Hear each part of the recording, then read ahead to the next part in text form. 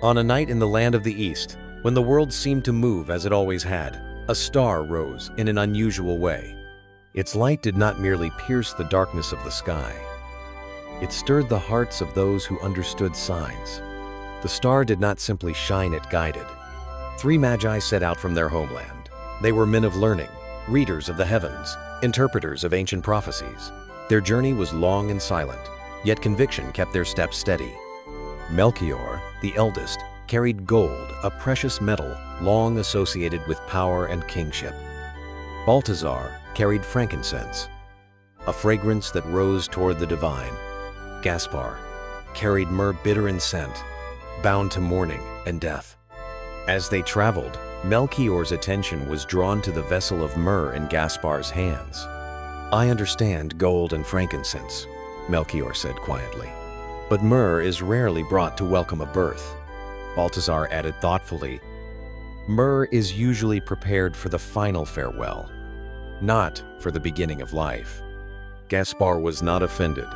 He looked toward the star before answering. "The prophecies I have studied speak of a king who comes to save, yet that salvation does not come without suffering." No one laughed. Only silence walked with them, as if those words were waiting for their time to be understood. When they arrived in Jerusalem, the city lived under the shadow of Roman power. Roman soldiers stood guard near the gates, their armor reflecting the morning light. One Roman soldier steps forward. "State your purpose." "Jerusalem does not welcome strangers without cause." Melchior steps forward. His white ceremonial robe catches the light. His voice is calm, dignified, and deliberate. "Where is the King of the Jews who has been born? For we have seen his star in the east, and we have come to honor him." The soldier's expression hardens. "If you have come to honor a king, then you must honor King Herod. Here he is the one appointed as king by our divine Caesar Augustus." The words carry the weight of Roman authority. Nearby soldiers shift their stance, listening. Melchior, his gaze remains steady. "We have not come for a king appointed by men. We seek the king who has been born." The statement ripples outward. Whispers spread among merchants, pilgrims, and guards. Faces turn, murmurs rise. The atmosphere tightens. When King Herod heard this, he was disturbed, and all Jerusalem with him.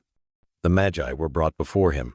Herod received them with a courteous face, yet his thoughts were full of calculation.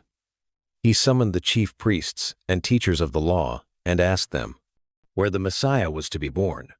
They replied without hesitation, according to the prophets.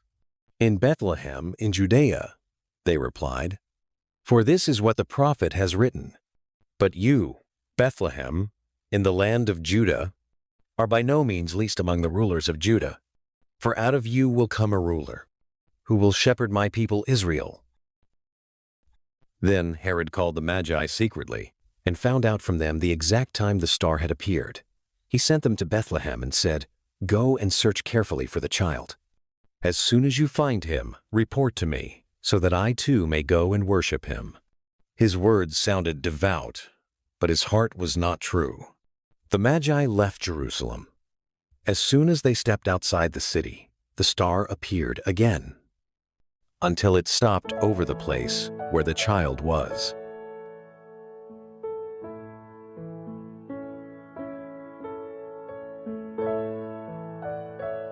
They saw the child with his mother Mary, and they bowed down and worshipped him. Their gifts were laid down one by one. Gold from Melchior, an acknowledgement of the king. Frankincense from Balthazar, honor to the divine. Myrrh from Gaspar, a testimony to the path of suffering yet to come. In the stillness, the child moved gently. His small body leaned toward the myrrh. There were no words, no explanation, only a sign that stirred their hearts. Gaspar bowed his head. Melchior and Balthazar stood in silence. What had once been difficult to understand now spoke without sound. That night, gold, frankincense, and myrrh stood side by side, not as competing gifts, but as one complete testimony of who the child truly was: King, divine, and Redeemer, who would one day suffer. And they did not return to Herod.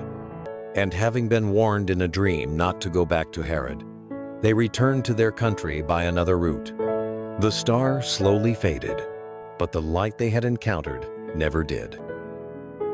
The world looks for greatness and power and splendor, but God revealed His purpose through obedience, sacrifice, and quiet faith. Together, the gifts told one story: that true kingship is revealed not by force, but by love willing to give itself fully. If this story touched you, please like, subscribe, and share your thoughts in the comments. May the light guide us all.